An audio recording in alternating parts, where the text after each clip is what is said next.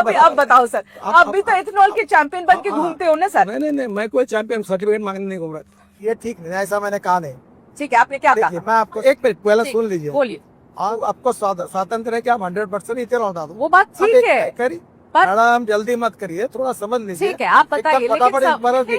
मगर सवाल तो आएंगे सर। सब सवाल कम होती, सवाल यही था कि ब्लेंडेड पेट्रोल जब यूज कर रहे हैं तो माइलेज कम होगी कि नहीं, बस इतना ही पूछा मैंने। आप गलत बोलती हो, फिर समझो। मैं आपको एक बात बताती हूँ, मेरे एक गाड़ी जो मैं इस्तेमाल करती हूँ वो पेट्रोल की है, और मैं आपको ये बताना चाहती हूँ 2023 के बाद खरीदी हुई, 2023 में खरीदी हुई गाड़ी है। मैं अज्यूम कर रही हूँ कि E20 कंप्लायंट होगी सर।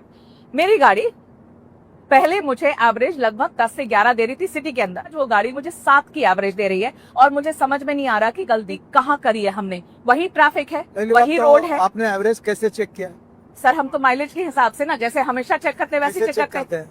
तो आप मुझे, मेरा ड्राइवर ही चेक करके बता रहा है माइलेज।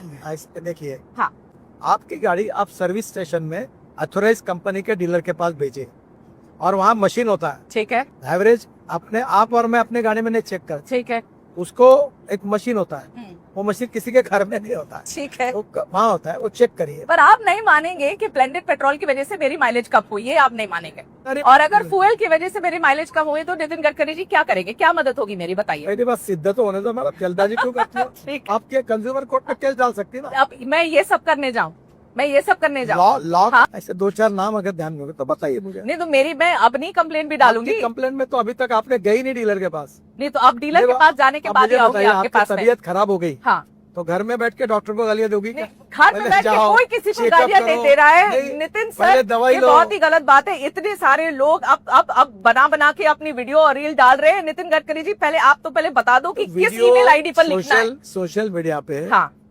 जिन्होंने वीडियो डाले हैं, हाँ, वो टोटल 53 लोग हैं शुरुआत के, मेरे पास उनके नाम है। ठीक है, मैं इस विषय में ज्यादा नहीं जाना। चलिए, वो बदमाश है, कह चुका हूँ, इन्फ्लुएंसर है। इथेनॉल के खिलाफ छोड़कर हाँ। अब रोड का काम निकाला।